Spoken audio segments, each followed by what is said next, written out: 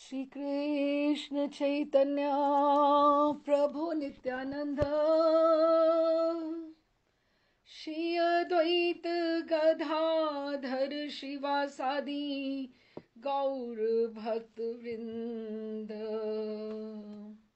श्री रूप सनातन भट्ट रघुनाथ, श्री जीव गोपाल भट्ट दास रघुनाथ। एही छे गोसाई कोरी चरण वंदन, यहाँ हैते विघ्नाश्रे अभीष्ट पूरन, अभीष्ट पूरन, अभीष्ट पूरन।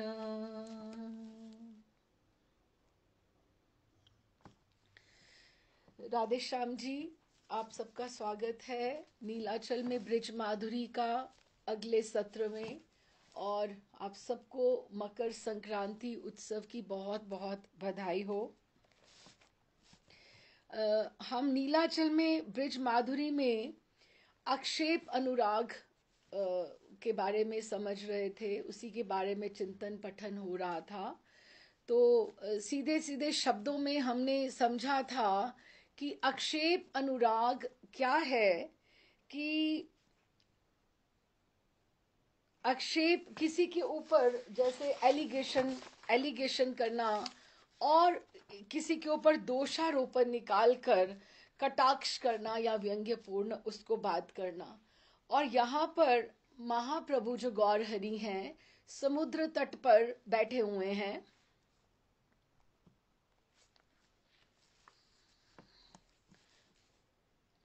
अच्छा जी, तो महाप्रभु समुद्र तट पर बैठे हुए थे, तो उनके साथ स्वरूप दामोदर हैं, गोविंद हैं, राय रामानंद हैं।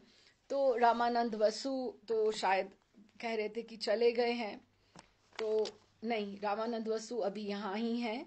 तो वो अक्षेप अनुराग में प्रिया जी ठाकुर जी को दोषारोपण कर रही है कि आपने मुझे फंसा दिया है, कि मैं ऐसे आपके प्रेम में फंस गई हूं कि आपके रूप के अतिरिक्त मुझे और कुछ भी दिखाई नहीं देता, मुझे कुछ भी दिखाई नहीं देता।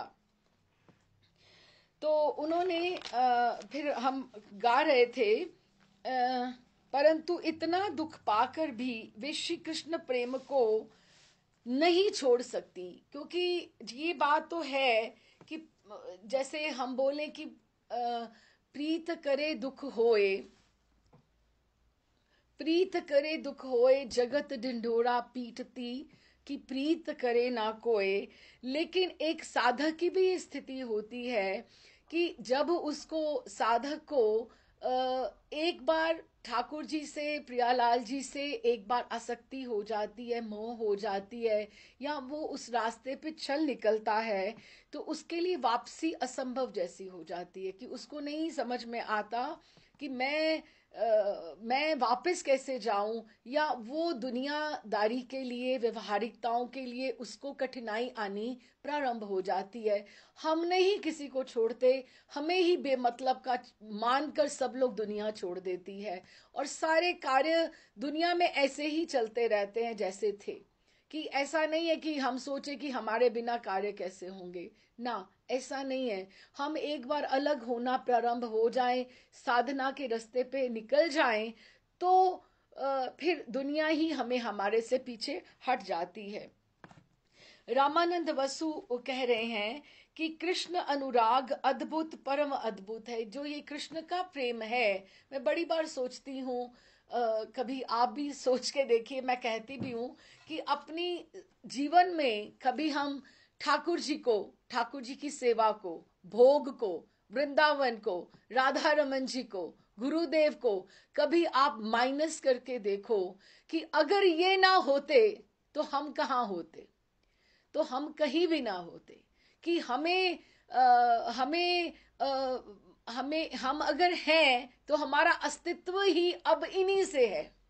नहीं तो हमारे पास तो धरातल भी नहीं है, धरा भी नहीं है, जीवन का कोई प्रसन्नता भी नहीं है, या हमारे पास तो जीवन का कोई लक्ष्य भी नहीं है कि हम जी भी क्यों रहे हैं, किसके लिए जी रहे हैं। तो अगर कृष्ण अनुराग है हमारे पास तो हम आज के सबसे धनी व्यक्ति हैं। हम बहुत धनी हैं कि इसके अतिरिक्त हमें ठाकुर जी के प्रेम के अतिरिक्त, उनकी प्रीति के अतिरिक्त कुछ भी नहीं चाहिए। तो वो क्या कहती हैं, अच्छा, तो कहती हैं कि मैं ठाकुर जी का मैं प्रेम जो है उसको मैं कहीं भी माइनस नहीं कर सकती। वो कहती कि अगर इतनी परेशान हो रही, इतनी आक्षेप लगा रही है, दोष निकाल रही है, तो छोड़ देना उनको। क्यों परेशान होती है, सो जा आराम से। कोई कोई परेशानी नहीं है तुम्हें, कोई और काम कर लो, लेकिन ठाकुर जी के अतिरिक्त और कोई काम है ही नहीं। तो क्या गाती हैं, सखी में छाड़ सकत नहीं श्याम, सखी सखी मैं छाड़ सकत नहीं श्याम, कासो कहूँ मरम दुख अपनो, होत जो आठों जाम, सखी मैं छाड़ सकत नहीं श्याम, कौन करे परतीत काहे सो, भयो विदाता वाम, धीरज धर्म कान कुल की तज, सब विद भई निकाम, सखी मैं छाड़ सकत नहीं श्याम। सखियां कह रही हैं कि इतनी, अगर आप इतनी हो रही हैं, व्याकुल हो रही हैं, तो आप ठाकुर जी को छोड़ क्यों नहीं देती। लेकिन राधा रानी कहती हैं कि सखी मैं शाम को नहीं छोड़ सकती, लेकिन मैं कासो कहूँ मरम दुख अपनो, मेरे हृदय का दुख मैं किससे बांटूं, हो तजु आठो जाम, कि ये ऐसा है जिसको मैं आठों याम, 4 याम सुबह के और 4 रात्रि के, कि मैं इसको कहीं भी नहीं त्याग सकती। आप ये भी सोचो कभी कि अभी रात दिन के तो समझ में आया, रात्रि के कैसे हुआ। लेकिन रात्रि में भी ऐसे होता है कि कभी जिस जिसमें अधिक ध्यान होता है, तो आप जब भी आप शयन करने के लिए जाते हो, सोने के लिए जाते हो, तो सबसे पहले उसका ध्यान आता है जिसमें आपका मन होता है। जैसे आपका पुत्र ही बाहर रह रहा हो तो आपके मन में आ जाता है, उसने आज अच्छे से खाया होगा, आज अच्छे से रहा होगा, उसकी क्या स्थिति होगी। तो जिससे आप प्रेम करते हो, तो उसका उसका जो रात्रि में अधिक उसका स्मरण आता है। जिसको अगर आपकी रात्रि में थोड़ी नींद भी उचट जाए, तो सबसे पहले आपका ध्यान आपके प्रिय की तरफ जाएगा, अधिक जाएगा। क्यों, जो आपकी वही 4 याम रात्रि के भी फिर गिने जाते हैं। या सुबह उठते ही सबसे पहले आपको आज दिन में क्या, आज क्या है, वो प्रियतम की स्मरण, प्रियतम का वो जो ध्यान है, वो सबसे पहले आता है। कि हो तजु आठो याम, कि मैं कैसे उसको त्याग दूं, कौन करे परतीत काहे सो, भयो विदाता वाम, कि मैं किससे अपना मैं दुख रोऊं किसके आगे, जब मेरा प्रारब्ध विधाता ही मेरे से उल्टी उल्टी रीत चल रहा है। धीरज धर्म कान कुल की तज, सब विद भई निकाम, मेरा धैर्य, मेरा धर्म, मेरी कुल की मर्यादा जो कहती है, मैंने सब त्याग दिया है, और सब विधि मैं निकाम हो गई हूं। जैसे हम बोले हम निठल्ले हो गए हैं, निकम्मे। हमारे पास वैसे सोचा जाए तो बहुत बहुत काम है, बहुत काम है। एक बार ऐसे ही बात आ रही थी, मैं आपको अपने वो दृष्टांत के लिए एक बात करती हूँ। अवधूत प्रिया हमारे इधर इस्कॉन में पुजारी हैं, पुजारी मुंबासा में आजकल होते हैं। तो एक बार मैं उनसे बात कर रही थी, तो कहते माता जी आपको लगता है कि जो आपको आपको नहीं दुनिया को लगता होगा कि ये जो जीवन है ना पुजारियों का, या मंदिर में जो रहते हैं, जो जो उनका कितना है कि उनको ऑफिस नहीं जाना, आराम से खाना बनाया हुआ भोग सब मिल जाता है, खाओ और सो जाओ और आराम से बस थोड़ा सेवा कर दो और बस हो गया। कहते आपको पता है हमें नींद भी नहीं आती है, पता है 4:15 4:30 बजे मंगला आरती है, तो हम कितने बजे सोते हैं, और हमने कभी कभी प्रसाद को हमने कभी गर्म करके भी नहीं खाया है। कभी रोटी उतरती उतरती जैसे आराम से कोई घर में खाता खाता है वैसे भी नहीं कभी हमने खाया है। हम ऐसा प्रसाद नहीं पाते। क्यों? हमें होता है हम ठाकुर जी को पहले अच्छे से शाइन करा दें, शाइन करा दें, सुबह के लिए सब तैयारी कर दें, फिर एक बार निश्चिंतता से हम प्रसाद पाएंगे, और तब तक प्रसाद ठंडा हो जाता है। कहते एसिडिटी की प्रॉब्लम हमें आपको पता है इसी वजह से होती है कि हम ठंडा प्रसाद पाते हैं। इनका कोई, जो हम आज राधा रमन जी के समय से दर्शन कर पाते हैं, ठाकुरों के इधर हम राधा बांके बिहारी के दर्शन कर पाते हैं, तो आपको लगता है ये पुजारियों के त्याग के बिना संभव है कि इन्होंने कैसे अपना जीवन। कहते आपको पता है अलार्म जब लगता है तो मैं कितनी बार उसको बंद करता हूं, ऐसे ऐसे करता हूं, और फिर जो 10 मिनट की नींद भी आती है ना, झपकी आती है, तो फिर उसमें भी पता है क्या आता है कि जल्दी से घंटा बज रहा है, लोग आ गए हैं, और अच्छा फिर ये भी दिमाग में आता है, हमारे सपने भी ऐसे ही आते हैं कि ठाकुर जी की पगड़ी नहीं बंध रही है, ठाकुर जी का ये गिर गया है। मैंने कहा बड़े भाग्यवान हो ठाकुर जी, राधा बांके बिहारी आपके स्वप्न में भी वही आते हैं, स्वप्न में भी वही आते हैं। महाराज श्री एक बार बताते पुंडरीक महाराज श्री, बड़ा सुंदर सुंदर है।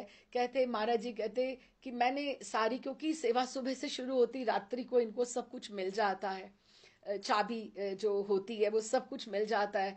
तो महाराज जी कहते मैं बहुत थका हुआ था, कहीं से कथा से आया, तो मैंने सब व्यवस्था करके मैंने कहा मैं रोज मंगला करूंगा, लेकिन कल नहीं करूंगा, पहले दिन मैं पहले दिन नहीं करूंगा, क्योंकि मैं इतना ज्यादा थक गया था, मुझे लग ही रहा था कि मेरी नींद नहीं खुल पाएगी। सुबह मैंने सब व्यवस्था कर दी, ये करेगा मंगला, ये होगा वो होगा सेवा में, क्योंकि कथा करके महाराष्ट्र कहीं से आए थे। और रात्रि में कहते 2-2:30 बजे मैं सब सोया, मैं सोया, तो मुझे ऐसे लगा 3:30 4 3:30 बजे मुझे ऐसे लगा। कहते उसका सर्दियों का कि गर्मियों का समय जो भी मंगला का समय रहता है, कहते आधा पौना घंटा सिर्फ आरती से पहले मुझे ऐसे लगे जैसे वैजंती आश्रम के बाहर गेट पे श्री राधा रमन जी स्वयं आए हैं, और मुझे ऐसे नॉक करके कह रहे हैं दरवाजा खोलो, उठो, मेरा नाम लेकर बोल रहे हैं कि उठो, तुम्हारी सेवा, और तुम कैसे सो सकते हो, तुम कैसे सो सकते हो। और कहते मुझे साक्षात वो ठाकुर जी उस समय के मेरे अभी तक ध्यान में हैं, कि ठाकुर जी मेरे सामने समक्ष खड़े हैं और कह रहे हैं उठो मंगला करो। कहते मैंने जल्दी से स्नान किया, भागा, बोला गीजर ऑन कर दो उधर, मैं आके दूसरा अपरस में मैं जाऊंगा वहां पर। और सब लोग कहते हम तो मंगला के लिए आए गए थे, आप रात को मना करके गए थे। कहते नहीं, ये लाभ मुझे सोने का तो कभी मिल जाए, लेकिन ये लाभ जो सेवा का है ये मुझे कब मिलेगा, ये कब मिलेगा। तो मुझे एक दिन भी मंगला नहीं मिस करनी है। तो ये त्याग है, ये हमारे आचार्यों का त्याग है, ये सेवा करनी, साधक बनना। मैं हमेशा यही सोचती हूँ कि ये जो एक्स्ट्रा क्लेवर होना है, जो हम दुनियादारी को भी निभाते हुए, व्यवहारिकताओं को भी निभाते हुए, हम अपनी भी गाड़ी बीच बीच में से चोरी छिपे चला रहे हैं, ये भक्ति की ये कोई सामान्य बात नहीं है। तो ये आप छोड़ नहीं सकते हो, ये ऐसे रूटीन्स हैं कि सखी मैं छाड़ सकत नहीं शाम, कि मैं इनको छोड़ ही नहीं सकती, छोड़ ही नहीं सकती हूं, हम माइनस नहीं कर सकते हैं। तो स्वरूप कहते हैं श्री कृष्ण अनुराग, और ये कॉमन प्रॉब्लम है, सबकी कॉमन प्रॉब्लम है। हमारे हमारे जो हम साधक होते हैं, जो आपस में हम संग में भी बात करते हैं, दिस इज द कॉमन कि हम ठाकुर जी को नहीं छोड़ सकते हैं। एक बार जो हमने जिसने ये रस चख लिया वो पीछे नहीं हट सकता। स्वरूप कहते हैं श्री कृष्ण अनुराग की यही तो बात है कि मैं काशी में जब वेदांत पढ़ा करता था, उस समय मेरे सहपाठी सन्यासी मेरे श्री कृष्ण उपासना की कितनी ही हंसी किया करते थे। वो कितनी बार मेरा मजाक उड़ाया करते थे, परिहास करते थे। और मैं उनसे यही कहा करता था, उनको उनको मैं यही कहा करता था, बुरी कहे तो कहे सभी जग, मैं नहीं छाड़ू श्याम, रूप माधुरी बसी हिये में, कड़त ना आठों याम। अब देखो, ये साधकों के साथ भी कॉमन प्रॉब्लम है। स्वरूप दामोदर भी कह रहे हैं कि काशी में मेरे साथ ऐसे होता था कि बुरी कहे तो कहे सभी जग, मान ले कि मैं बुरी हूं, मुझे कुछ नहीं आता, मुझे किसी के साथ नहीं निभाना। बुरी कहे तो कहे सभी जग, मैं नहीं छाड़ू श्याम। क्यों नहीं छोड़ सकती? क्योंकि रूप माधुरी बसी हिये में, कड़त ना आठों याम। कि मैं उसको, ऐसी रूप माधुरी ठाकुर की मेरे हृदय में बसी हुई है कि उसको मैं आठों याम अपने हृदय में से निकाल नहीं सकती। और अगर ये कॉमन इंसान की, साधक की ऐसी प्रॉब्लम है, तो हम कितनी डिग्री सोच सकते हैं कि राधा रानी के लिए ये प्रॉब्लम कितनी अधिक होगी। हम ये सोचें, हम ये सोचें कि हम नहीं ठाकुर जी को निकाल सकते अपने मन से, तो राधा रानी जो साक्षात कृष्णमयी ही है, कृष्णमयी ही है, श्यामा ही है, वो श्याम के रंग में रंगी हुई हैं, वो अपने हृदय में से कैसे कैसे वो उनको निकाल सकती हैं।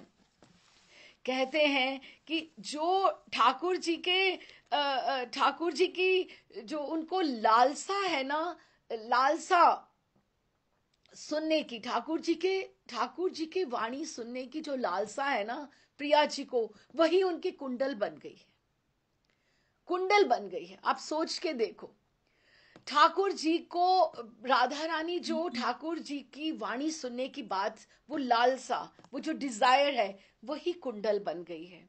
और ठाकुर जी की जो श्री अंग की सुगंध लेने की लालसा है, वही उनकी बेसर बन गई।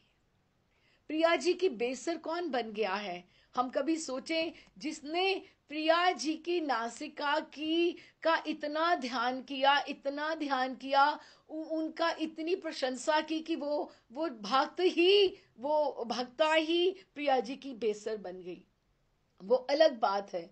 लेकिन यहां अलग बात है कि प्रिया जी जो ठाकुर जी की श्री अंग की सुगंध लेना चाहती हैं, वही उनकी बेसर बन गई है, वो लालसा ही उनकी बन गई है।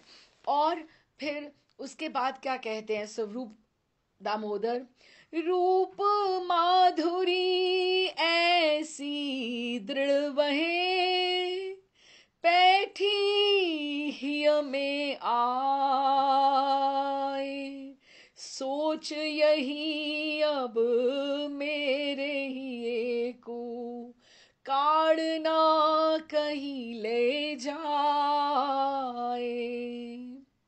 रूप माधुरी ऐसी दृढ़ वहे, कि रूप माधुरी, और ठाकुर जी की रूप माधुरी इतनी दृढ़ है कि पैठी हिये में आए, मुझे लगता है शिला की भांति वो मेरे हृदय में आकर बैठ गई है।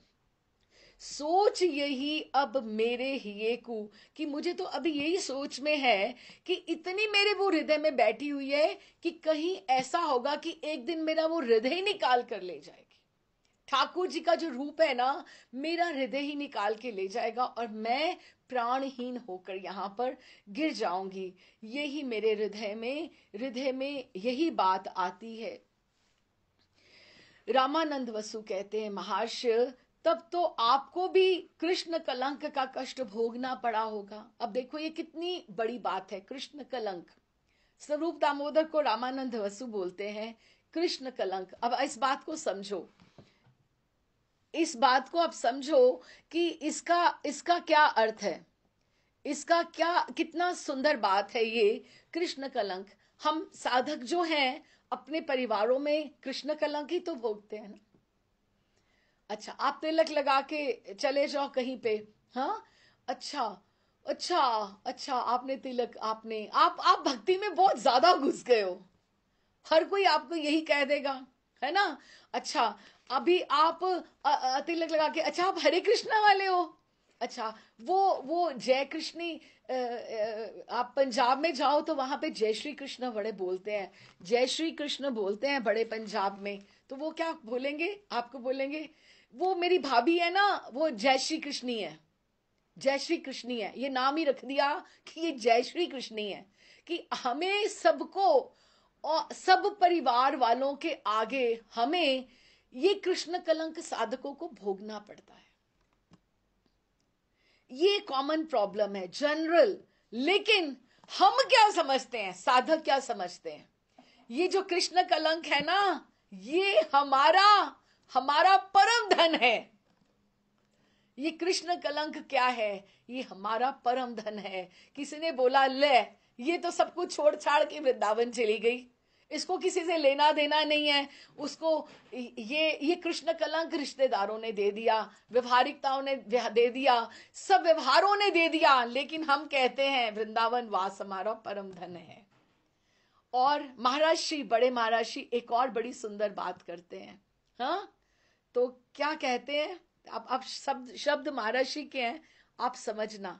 3 शब्द हैं, एक है कलंक, एक है मयंक, एक है अंक। कलंक, महाराज की तो शैली ऐसी हो, सब शब्द एक जैसे, कलंक, मयंक और अंक। अंक क्या बोले, अलिंगन। मयंक क्या बोले, चांद। और कलंक तो हम सबको पता है। तो अब हम अगर ये बोले कि ये सबने मान लिया कि हम तुम्हारे हो गए, ये कलंक लग गया, तो हे मयंक, हे राधा रमन, राधा रमन ही तो मयंक है ना, हमारे चांद कौन है, हमारे राधा रमन, हमारे कृष्ण ही तो हमारे चांद है। अरे ये दुनिया ने ये मान लिया, ये कलंक लग गया, अरे मयंक अब तो अंक लगो ना, अब तो आप अपने रजिस्टर में अपना हमारा नाम लिख लिया है ना। दुनिया तो कहती है राधा रमणी है, दुनिया तो कहती है ये श्री कृष्ण वाले, हरे कृष्ण वाले हैं। आप भी समझते हो कि नहीं समझते हो, आप ये समझते हो कि नहीं समझते हो। अभी देखो ना, मैं वहां से निकल रहे थे हम लोग, बिहारी जी वैसे जाना होता ही नहीं है, कोई आए बाहर से वृंदावन में, तो वृंदावन में घर में तो बिहारी जी के दर्शन सबको करने होते, लेकिन आजकल इतना भीड़ भड़क्का होता है कि कितनी बार से हम लोग बिहारी जी जा ही नहीं पाते। तो हमने पिछली गली में से, परिक्रमा में से निकलते निकलते, पूछते पूछते मैं जा रही थी, अरे भैया ये बिहारी जी की तरफ ही गली जाती है ना, ये बिहारी जी की तरफ ही जाती है ना, कहीं मैं गलत रास्ते से तो नहीं जा रही। तो पीछे से कोई बोला, हाँ जी मंजरी जी, ये बिहारी जी की तरफ ही जाती है। मैंने कहा ये बिहारी जी की गली में मुझे नाम से कौन जानने वाला आ गया कि ये। मैंने पीछे मुड़ के देखा तो मैं तो नहीं जानती थी उन्हें, लेकिन उन्होंने कहीं मुझे महाराष्ट्र की तरफ देखा होगा या राधा रमन जी की तरफ देखा होगा, तो उन्होंने पहचान लिया मुझे। तो मैंने कहा आप कौन, कहते नहीं मैं वैजंती आश्रम में रहता रहा हूं, तो इसलिए मुझे पता है। मैं भी सोच रहा हूं कि आज राधा रमणीय बिहारी जी की तरफ, हमारे बिहारी जी की तरफ कैसे आ गए हमारे आप राधा रमणीय हमारे बिहारी जी की तरफ आ गए। इसका मतलब ये टीम हो गई ना, हम राधा रमन जी के हो गए और वो बिहारी जी के हो गए। अब क्वेश्चन यहाँ पे सेम आता है कि हे राधा रमन जी, हे मयंक, ये आपने कलंक, क्या आपने ये कह तो दिया, हमने ये हमारे श्री जी जो लग गई कि हम आपके हैं, दुनिया तो समझ रही है, आप भी समझ रहे हो ना, आपने अपनाया है कि नहीं अपनाया।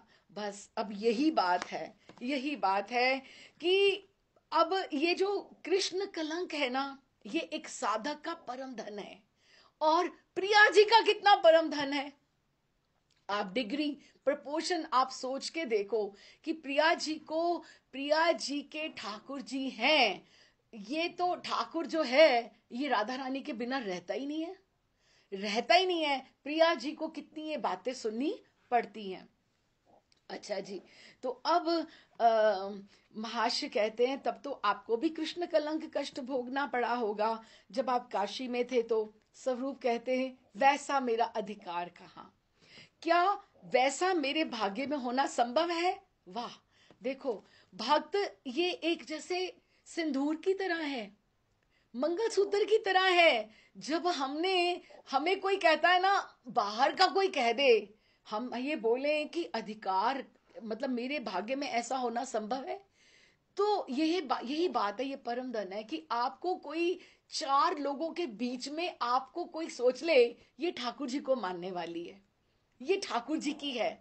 तो ये जो कलंक, ये अधिकार, ये जो है, ये भाग्य नहीं, ये परम सौभाग्य है, ये परम सौभाग्य है, ये परम धन है, ये अनुराग का अपार समुद्र है। श्याम प्रेम प्रेम की कोई सीमा ही नहीं है। राधिका रानी क्या कहती हैं, प्रीतम के हित बनी जोगिनी, तब हुना पायो चैन, छिन छिन पल पल जुग सम बीतत, निश दिन वर्षत नैन। कहती है राधा रानी, कहती है कि मैं ठाकुर के लिए, प्रीतम के लिए मैं क्या बन गई, जोगिनी बन गई, मुझे कुछ नहीं चाहिए। मैं दुनिया व्यवहार से, जगत से उदास हो गई, बिल्कुल वैरागी हो गई, फिर भी मुझे चैन नहीं मिला। मेरा क्षण क्षण पल पल कैसे बीतरा युग के समान, और निस्दिन वर्षत नैन, मेरे निरंतर आंसुओं की धाराएं जो हैं वो बहती ही जा रही हैं, बहती ही जा रही हैं, कि वो कम नहीं होती हैं। रामानंद वसु कहते हैं श्री प्रभु अब भी अनुभव आनंद में मग्न हैं। अभी महाप्रभु जो हैं वो चुपचाप ऐसे ही उनकी अश्रुधारा बह रही हैं और ये सब आपस में बातें कर रहे हैं। स्वरूप दामोदर राय रामानंद और रामानंद वसु, गोविंद पीछे बैठे हैं। तो वो कहते प्रभु अभी भी अपने अनुभव आनंद में मग्न हैं। श्री मुख कमल मानो आनंद रस से पूर्ण है, लेकिन उनके मुखारविंद से लग रहा है कि वो उनको आनंद आ रहा है, उनको वो बहुत आनंदित हैं। आप ऐसा कीजिए, एक और गान कर दीजिए। अब गान तो तैयार ही है ना, स्वरूप दामोदर के कंठस्थ ही हैं। तो स्वरूप दामोदर वसु महाशय के कहने से भावावेश में मग्न होकर एक अति मधुर स्वर से गान करने लगे। अच्छा, अभी सुख के हित ये भवन बनायो। अभी कोई किसी से प्रेम करता है, सपोज मान लो, तो वो क्या दुख पाने के लिए करता है, उसको लगता है कि मुझे आनंद मिलेगा, मुझे इसमें सुख मिलेगा, लेकिन उसको सुख मिलता ही नहीं है। कैसे, सुख के हित ये भवन बनायो, तामे लागी आग, उसमें ही आग लग गई। मैंने तो सुख के लिए भवन बनाया था। सुधा सिंधु को सलिल सखी मोए, मारत विष समलाग। कि सुधा सिंधु को सलिल सखी मोए, कि सब लोग कहते हैं जो ठाकुर हैं, सब लोग कहते हैं जो ठाकुर हैं, उनका जो प्रेम है, प्रीति है, सुधा के अमृत के सागर के समान है। लेकिन मुझे किससे लग रहा है, मारत विष समलाग, कि मुझे वो विष के समान प्रतीत हो रहा है, मुझे इतना उससे दुख लग रहा है कि मुख के सुख के हित मैंने ये बनाया था, लेकिन ठाकुर जी की प्रीति मैं मिलूं तो मुझे देखो, कल परसों ही राधा गोविंद महाराज जी की थॉट आई थी। उन्होंने लिखा था बड़ा सुंदर कि गोपियों के लिए दुख ही दुख है, जब ठाकुर नहीं होते तो वियोग ही वियोग है, विरह ही विरह है, और जब मिलन होता है तो फिर ये लगता ही रहता है कि ठाकुर अभी गए के गए, अभी गए के गए। वो आने वाले दुख से, विरह से पहले दुखी हो जाती, तो उनको कहीं भी चैन नहीं होता। गोपियों के लिए विरहा विरहा विरहा ही प्रधान है, मिलन में भी विरहा प्रधान है और विरहा में तो विरहा है ही है। तो इसीलिए प्रीत में दुख ही दुख है। स्वरूप के गान का ये अंतिम जो पंक्ति थी, समाप्त होने भी नहीं पाया था कि प्रभु रुदन के स्वर में हा कृष्ण हा प्राण बंधु उच्चारण कर जाग उठे। और आपको ये बात बताऊं, आज जो ये मकर संक्रांति का दिन है ना, हम बाद में थोड़ा मकर संक्रांति की लीला का भी गान करेंगे, लेकिन वो गान वो अपने आप में एक उसका अलग स्वरूप है, जो प्रिया प्रियतम की लीलाओं का स्वरूप है। लेकिन मकर संक्रांति के दिन हमारे गौर हरि ने घर को त्यागा था। आप इस दिन ठाकुर जी, आप देखिए कि मकर संक्रांति के समय जो भारत में जो लोग बैठे हैं, आप महसूस कर सकते हैं कि कितनी ठंड है, कितनी ठंड है। और ऐसी रात्रि में आप अपने शयन कक्ष को छोड़कर गंगा जी में आप एकदम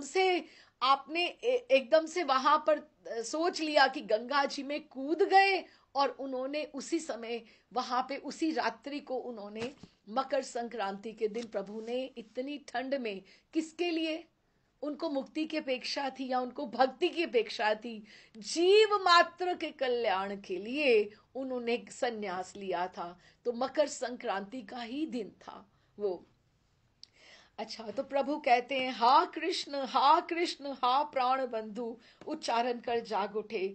जिस समय स्वरूप पंडित ने गान प्रारंभ किया था, उस समय प्रभु अर्धबाहरी दशा में थे, आधे अर्धबाहरी दशा में थे। लेकिन गान जैसे ही आरंभ होता गया, उनमें चेतना का संचार होता गया। राय रामानंद ने कंठ में दोनों बुझाएं ऐसे डाल दी। रामानंद ने डाल के बिल्कुल अति व्याकुल होकर कहने लगे, ठाकुर जी कह रहे हैं, प्रिय राम राय, मैंने मन में ये विचार किया था। अब जो पद था ना, वही बात महाप्रभु कर रहे हैं। देखो सेवा कितनी बड़ी है, सेवा कितनी बड़ी है। मैं अलग सोच रही हूं, आप अलग सोच रहे हैं। दो बहनें भी होंगी तो इकट्ठा एक जैसा नहीं सोच सकती, दो सखियां भी होंगी तो भी एक जैसा नहीं सोच सकती। लेकिन ये मंजरी दासी राधा रानी की सखियों का कितना बड़ी सेवा है कि एक ही भाव से सब बात करते हैं, एक ही भाव से सब बात करते हैं। तो जो उन्होंने गाया कि सुख के लिए मैंने ये घर बनाया, लेकिन मुझे क्या मिला? इसमें आग ही लग गई, मुझे सुख मिला ही नहीं। वही बात कौन कह रहे हैं? राय रामानंद। राय रामानंद के कंठ में दोनों बुझाएं डालकर अति व्याकुल होकर कहने लगे, प्रिय राम राय, मैंने मन में ये विचार किया था कि कृष्ण प्रेम के सुख सागर में मैं मिलन हो प्रेम अमृत पान कर अपने तापित प्राणों को शीतल करूंगा, परंतु मेरे दुर्भाग्य से मुझे अमृत के बदले विष ही प्राप्त हुआ। स्वरूप ने ठीक ही कहा था, प्यारे ने अपना दर्शन दिया, वंशी बजाकर उदासी बनाकर घर से बाहर निकाला। उदासी सन्यासी बनाकर मुझे उदास करके मुझे घर से बाहर निकाल दिया, परंतु अब वो ढूंढने से भी नहीं मिलते। कहते मैंने सन्यास क्यों धारण किया, मैंने अपने सारे सुख त्याग दिए, मैं क्यों आ गया नीलाचल की मुझे ठाकुर मिलेंगे, लेकिन देखो तो मुझे यहाँ भी ठाकुर नहीं मिल रहे। कभी तो मन में आता है कि मैं वन वन में भ्रमण करूं, बस मैं उनको ढूंढता ही रहूं, और कभी मन में आता है समुद्र तट पर पड़ा रहूं। जब ठाकुर वृंदावन भी आए, वहां भी तो आकर गोपेश्वर महादेव को आकर पूछते हैं, उनको पूछते हैं, बोलो बोलो हे गोपेश्वर, कहाँ मोरे बंशीधारी। कि आपके बंशीवट को जाकर पूछते हैं, बोलो बोलो हे बंशीवट, बोलो बोलो हे यमुना, यमुना महारानी, कहाँ मेरा काला काला सोना। कि वो कहाँ है, मैं उनको ही ढूंढ रहा हूं, क्योंकि वो विरहनी राधा रानी के भाव में है, तो इसलिए वो कृष्ण को ढूंढ रहे हैं। तो वो बोलते हैं, वन वन में मैं भ्रमण करूं और मैं समुद्र तट पर पड़ा रहूं, कभी तो उनके दर्शन होंगे। किंतु कहाँ है वे मुरली मनोहर, मुझे बीच धार में डालकर प्रीत कराकर कहाँ चले गए। मेरे प्राण दिन रात मेरे प्राण जलते हैं। स्वरूप ने फिर गायन प्रारंभ किया कि ठाकुर को, गौर हरि को शायद इससे शांति मिले। हाँ, तो इस पद में देखना कितनी कॉन्ट्राडिक्टरी बातें हैं, मतलब ऑपोजिट ऑपोजिट, आप समझना इसको। सखी का प्रीत शीतल किरण चंद को तन को, जारत है बन आग, सखी का लिखो यही मम भाग। सब लोग कहते हैं कि जो ठाकुर जी का रूप है ना, स्वरूप जो है, वो कोटिश कोटिश चंद्र के समान है, सुशीतल करने वाला है। लेकिन मेरे सामने जब भी आता है या नहीं आता है, मुझे वो आग बनकर जलाता है। कॉन्ट्राडिक्टरी बात हो गई ना, चांद सुशीतल होता है, लेकिन ठाकुर की रूप माधुरी जब मुझे दर्शन नहीं हो रहे, तो मुझे वो आग बन के जला रहा है। इसका मैं क्या बात करूं, क्या ये मेरे भाग्य में ऐसी ही बात लिखी थी? तो क्या कहती हैं राधा रानी, जो ही चली जान थल जल को, लगो कीच को दाग, सखी का लिखो यही मम भाग। कि मैं, थल और जल दो शब्द हैं, थल मतलब धरती और जल पानी, कि मैं थल को मैं जो ही चली जान थल जल को, कि मैं जैसे ही चली ये सोचकर कि ये तो धरती है लेकिन वो जल था, क्योंकि ठाकुर जी का जो रूप माधुरी है वो ऐसी है कि जिसके अंदर मैं धसती ही जाऊंगी, धसती जाऊंगी, धरा नहीं मिलेगी। लोगों कीच को दाग, लेकिन वो धरती नहीं थी, वो जल था, और मुझे कीच ही कीच लग गया कि मैं इतनी, प्रिया जी कह रही हैं कि मैं इतनी अधिक व्याकुल हो गई। चाहत धन बाड़ो दरिद्र अति, मानिक दियो त्याग, सखी का लिखो यही मम भाग। कि मैंने सोचा था कि मुझे ठाकुर जी की प्रीति जब प्राप्त हो जाएगी तो मैं इतनी दरिद्र हूं कि मुझे इतना अधिक मिल जाएगा, लेकिन मैं और गरीब हो गई। मुझे जब ठाकुर जी, ना मैं इधर की रही ना मैं उधर की रही, ये आक्षेप अनुराग कर रहे हैं उनके ऊपर दोषारोपण कर रहे हैं।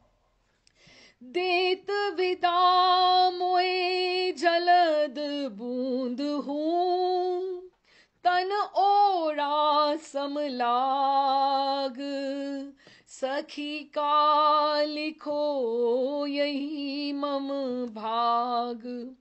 कि मैंने सोचा कि मुझे ये जो घनश्याम आए हैं, ये जो बादल आए हैं, मुझे एक बूंद जल दे देंगे तो मैं तृप्त हो जाऊंगी, लेकिन वो जब जब जल मुझे दे रहे हैं तो मुझे ऐसे लग रहा है, तन ओला समझ लाग, कि मुझे लग रहा है मेरे ऊपर बर्फ के ओले जैसे पड़ रहे हैं। कि कहने का अर्थ ये है कि प्रीत करके किसी को भी सुख नहीं मिला है, कि आप अनुराग करके अधिक दुख ही दुख, दुख ही दुख उनको, प्रिया जी को प्राप्ति हुई है। तो क्या कहते हैं, मरवे हूते अधिक होत दुख, कि मुझे लगता था कि मैं श्याम अनुराग करके जी जाऊंगी, लेकिन मरने से अधिक दुख कृष्ण प्रेम में है। देखो कितनी बड़ी बात है। मरवे हूं ते अधिक होत दुख, किसमें? किए श्याम अनुराग। अब है तो यही ना, हम माला करते हैं, सेवा करते हैं, अपने रूटीन्स बनाते हैं साधक की तरह, लेकिन अभी भी क्या कुछ लक्ष्य दिखाई दे रहा है? कुछ मंजिल दिखाई दे रही है? अभी तो सब अंधेरा ही अंधेरा दिखाई दे रहा है ना, सब कुछ अंधेरा ही अंधेरा दिखाई दे रहा है। मरवे होते अधिक होत दुख, किए श्याम अनुराग, कि शाम के प्रेम में इतना दुख है, इतना दुख है कि मरवे होते अधिक होत दुख, कि मरने से भी अधिक दुख है। आज मैं कल ऐसे ही राधा बाबा का ग्रंथ पढ़ रही थी, राधा बाबा का, तो जितना उन्होंने उसमें कुछ ऐसा वर्णन था, जैसे हमने सखियों के शाम में थोड़ा जैसे पढ़ा था, एक एक सखी का भाव जैसे पढ़ा था, ऐसा था, लेकिन इतना अधिक, इतना अधिक डेप्थ थी उसमें, इतनी गहराई में सब लिखा हुआ था। ठाकुर जी की प्रिया जी की जो केश राशि संवारती है, जो कन्या होती है वहां पर, उसका नाम सुगंधा होता है। जो प्रिया जी की जो श्री अंग का मर्दन करती हैं, उनका नाम नलिनी होता है। तो वो कैसे रहती हैं, किस तरह से सेवा संपादन करती हैं, और किस तरह से उनका प्रिया जी के प्रति समर्पण है, कितना भाव है। आप इतना पढ़ते जाओ, इतना पढ़ते जाओ। वो जो धोबी की कन्या है वहां पर, उसका नाम मंजिष्ठा है, जो प्रिया जी के वस्त्र अपनी सखी के साथ मिलकर धोती है, कितने प्रेम से धोती है। तो इतनी इतनी सेवाएं हैं, कितने प्रेम से सब सब की जाती हैं।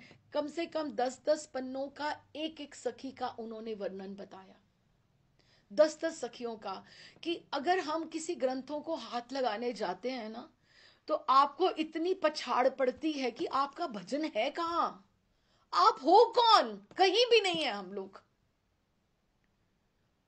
इतनी हम लोगों की, खैर मैं सब परिणम्य है, मैं अपनी बात करती हूं कि कुछ भी स्थिति नहीं है, कुछ भी स्थिति नहीं है, हम कहीं भी खड़े नहीं हैं, तो फिर हम शाम को नहीं छोड़ सकते, प्रियालाल जी को नहीं छोड़ सकते। हमें कुछ नजर भी नहीं आ रहा, लेकिन फिर भी हम हिम्मत करके एक बार पछाड़ खाते हैं, फिर हिम्मत करके उठकर फिर चल पड़ते हैं कि रास्ता तो यही है, अब नहीं मिलेगा तो फिर कभी ना कभी तो मिलेगा।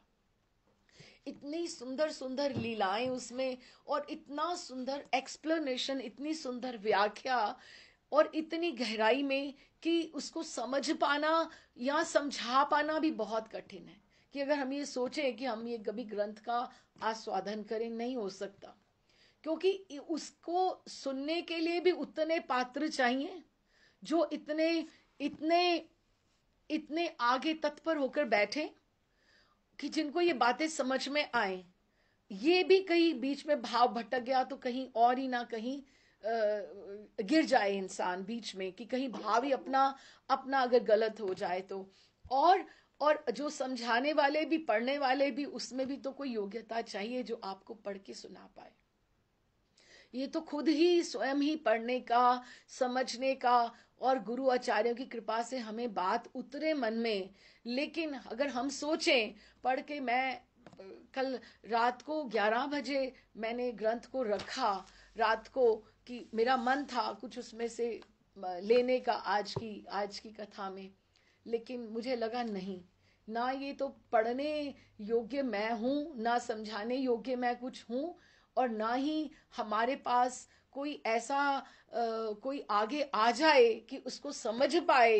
यही ना हो कि बात को कहीं गलत इंसान कोई समझ ले, क्योंकि ये जो पथ है जिसके ऊपर हम चल निकले हैं, ये आसान रास्ता नहीं है। तो ये सखी जो है कि सखी मैं छाड़ सकत नहीं शाम, अब हम जिस रास्ते में चल पड़े हैं, इसमें हमारी वापसी नहीं है, इसमें हम वापस पुनः कहीं नहीं जा सकते हैं। तो उस दिन शारदीय संध्या के सुनील वरण आकाश में चंद्रोदय हो चुका था। तो अभी ये सुबह से दोपहर से बैठे हुए, मध्याह्न काल से जो बैठे हुए हैं, बैठते बैठते बैठते बैठते अभी वो शाम का समय हो गया और चंद्र उदय हो गया समुद्र के किनारे के ऊपर ही, समुद्र तट पर बैठे हैं। तो अभी आप सूर्य अस्त हो गया और हमने पढ़ा था कि कैसे वो सूर्य अस्त की जो किरणें थी महाप्रभु के श्री अंग के ऊपर पड़ रही थी। तो चंद्रमा की सुशीतल ज्योत्सना सागर के नील जल पर श्वेत बालुका पर प्रसारित हो सुधा माधुरी विस्तार कर अपूर्व शोभा संचार कर रही है। अभी कैसे लग रहा है, पहले रक्तिम सूर्य अस्त के समय जो रक्तिम रक्तिम जो थी किरणें थी वो आ रही थी महाप्रभु के ऊपर। अब चंद्रमा की सुशीतल किरणें सागर में भी पड़ रही हैं, बालुका पे भी पड़ रही हैं और महाप्रभु के ऊपर भी पड़ रही हैं, और वो और उज्जवल दिखाई दे रहे हैं, वो और सुंदर दिखाई दे रहे हैं। प्रिय पार्षदों के सहित श्री राधा प्रेम की प्रकट मूर्ति श्री कृष्ण चैतन्य चंद्र। अब इन्होंने ये नाम देखो कैसे लिया कि एक चांद तो वो है जो रोज आता है रोज जाता है, और एक चांद यहां पे है श्री कृष्ण चैतन्य चंद्र जो सबके आंखों के समक्ष सदा से हैं, गौर चंद्र। जो गौर चंद्र की जो माधुरी है वो चांद तो आज अभी निकला है, पूरी रात्रि रहकर चला जाएगा, लेकिन ये गौर चंद्र तो हमारे पास ही हैं।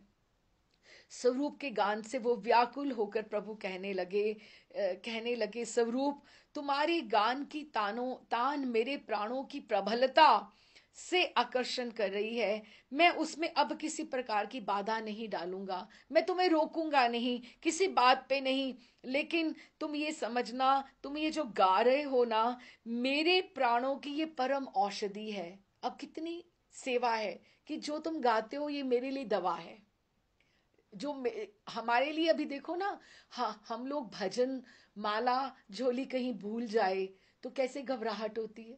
तो आपकी औषधि क्या है? माला झोली आपकी औषधि है, सेवा हमारी औषधि है, हमारी स्पिरिचुअल लाइफ लाइन, हमारी जो नरिशमेंट है यही है ठाकुर सेवा। मंदिर में जाके दर्शन कराओ, परिक्रमा कर लो या सेवा कुछ कर लो, इस तरह से यही हमारी औषधि है।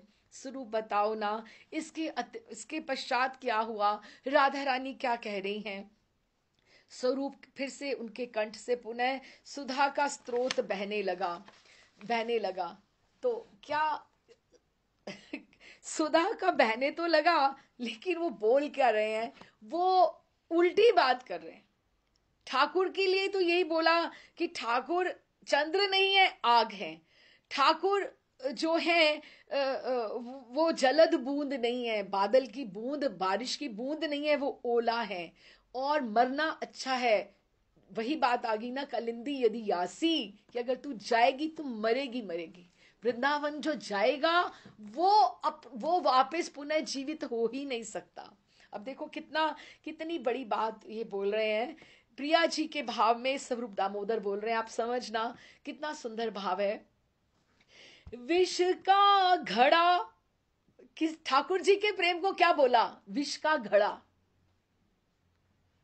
है, विष का घड़ा खीर मुख भर के। अब देखो एक घड़ा है, हाँ, और उसके भीतर भीतर क्या भरा हुआ है? उसमें विष ही विष भरा हुआ है। विष ही भरा हुआ मतलब कृष्ण प्रेम भरा हुआ उसमें, और ऊपर से उसको खीर लगा दी कि किसी को लगे खीर है तो मैं जल्दी से जाऊं और खाऊं। तो जीवन साधक का सरल नहीं है, तो आप बोलो राधा रानी का कहां से सरल होगा? वो तो सबसे बड़ी साधिका है।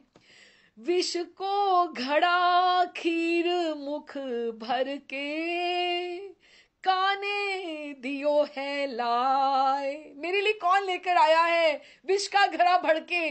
मैं इसीलिए तो कहती हूं, जिसने तुम्हें कृष्ण प्रेम का रास्ता दिखाया, वृंदावन का रास्ता दिखाया, वो तुम्हारा सबसे पहला वो शत्रु है जिसने किया।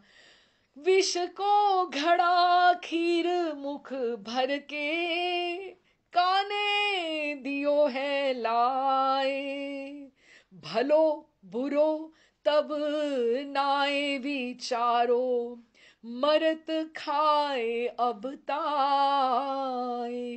कि पहले तो मैंने अपना भला बुरा नहीं सोचा, अब मैं खा रही हूं और मर रही हूं, खा रही हूं और मर रही हूं। साधक भी मरता है, उसका मन मरता है, उसकी इच्छाएं मरती हैं। धीरे धीरे धीरे धीरे उसमें कृष्ण प्रेम ही उजागर होता है। लोभी मीन मगन ही जल में, मरी जाल में जाए। मृगी मरी सुन तान सुरीली, व्याध बान तन लाए। कि कृष्ण प्रेम कैसा है, जैसे एक मीन, एक मछली होती है, अगर वो जल में रहती तो स्वस्थ रहती, ठीक रहती, लेकिन वो जाल में जैसे ही फंसती है वो मरने के लिए तैयार है। या फिर मृगी, जैसे ही उसको वो जंगल में घूमे, वन में चौकड़ियां भरे, प्रसन्न हो, लेकिन जैसे ही वो उसने तान सुनी नहीं व्याध की, तो व्याध उसको पकड़ लेता है, जाल उसने फंसाया होता है। तो गोपियां कहती हैं, राधा रानी कहती हैं, ये जो कृष्ण की रूप माधुरी है ना, आक्षेप करती हैं, ये रूप माधुरी नहीं है, ये विष का घड़ा है, जो विष का घड़ा है भीतर से, लेकिन खीर ऊपर लगाई हुई है। आपको लगता है वृंदावन जाओ, चाट पकौड़ी खाओ, परिक्रमा कराओ, पिकनिक भी होगी, आउटिंग भी हो गई। ये जो लोग धीरे धीरे आते हैं ना, ये धीरे धीरे लोग ऐसे ही आते हैं, और आते आते आते आते ऐसे ही फंस जाते हैं, ऐसे ही फंस जाते हैं। चातक चोंच पसार स्वांत हित, रही ही अकुलाय। जो चातक होता है ना, अपनी चोंच पसार कर, ऐसे उसको लगता है कि स्वाति की बूंद, नक्षत्र, स्वाति नक्षत्र की बूंद मेरे ऐसे आएगी, एकदम से वो चोंच फैलाकर बैठता है। लेकिन होता क्या है, चली पवन घन उड़े ताही चिन। तभी क्या आता है कि बादल, कि उसको बादल को देखता है और वो अपनी चोंच खोल लेता है कि अभी स्वाति नक्षत्र की बूंद मेरे वहां पर आएगी। लेकिन होता क्या है, बादल को पवन आती है और उड़ाकर ले जाती है। तो वो जब पवन आती है तो एक वज्र जैसा तिनका सा बड़ा सा कुछ आता है और उसकी चोंच पे गिर जाता है। तो यही गोपियां कहती हैं, यही राधा रानी कहती कि हमारे साथ भी कुछ अच्छा नहीं हुआ, कुछ अच्छा नहीं हुआ। हम रूप माधुरी में कुलिश कैसे, जैसे बिजली, बिजली गिर जाती है, कुलिश बोला जिसको कि जैसे थंडर बोल्ट, बिजली गिर जाती तो उसकी चोंच के ऊपर, वो तो बेचारा सोच रहा था कि स्वाति नक्षत्र की बूंद गिरेगी, लेकिन उसके ऊपर क्या गिर जाता है। महाप्रभु की व्याकुलता और भी अधिक बढ़ती देख के, अब ये बढ़ ही रही है, बढ़ेगी, अब गंभीरा में है। स्वरूप सहसा नीरव हो गए। राय रामानंद ने कहा, बस अब और आगे गाने की आवश्यकता नहीं है, आप गा रहे हैं और आप उनकी जलती हुई विरह की अग्नि में आप और घी डालते जा रहे हैं, और घी डालते जा रहे हैं। उनको उनको शांति तो हो ही नहीं रही है उनको, बस अब और गाने की आवश्यकता नहीं है। प्रभु ने हाथ के इंगित से स्वरूप के और आगे और भी उनको, वो बोल रहे हैं, रामानंद को कह रहे हैं, तुम पीछे हो जाओ स्वरूप, तुम गाओ, तुम गाओ। जैसे वो इतने तृषित हैं, प्यासे हैं, वो कह रहे हैं नहीं तुम और गाओ। गाने के लिए आदेश दिया, स्वरूप फिर गाने लगे, वही भाव में गाने लगे। अब ललिता जी का एक प्रसंग स्वरूप दामोदर जी का बहुत अच्छा आ रहा है मन में, लेकिन मुझे मकर संक्रांति तक पहुंचना है, वो हम ललिता जी का प्रसंग हम अगली बार लेंगे। अबला बाला को मिलाए, विष लड्डू दिए खवाए, स्वाद स्वाद में खाए सुभोरी, दिए प्राण नशाए। अब स्वरूप दामोदर कह रहे हैं, अबला बाला, बेचारी राधा रानी गोपी कहती, मुझे क्या पता था, मैं मर ही जाऊंगी कृष्ण प्रेम करके, अबला बाला थी और मुझे तुमने मिलाकर विष मिला के लड्डू दिए खुआए। मुझे तो लड्डू ही नजर आ रहे थे, मुझे क्या पता भीतर इसके विष भरा हुआ है। हाँ, स्वाद स्वाद में खाए सुभोरी, उसको तो ज्ञान ही नहीं था। या तो कह देती पहले तुम भी खा लो, तुम भी चख लो। स्वाद स्वाद में वो सुभोरी खा गई और दिए प्राण नशाए, उसके तो प्राण ही ठाकुर ने ले लिए। अब उनको कहीं भी चैन नहीं पड़ता, ना वो इधर की हैं ना वो उधर की हैं। महाप्रभु रोकर कहने लगे, हाय सरला ब्रिज बालागन, इतने ठाकुर निर्मोही।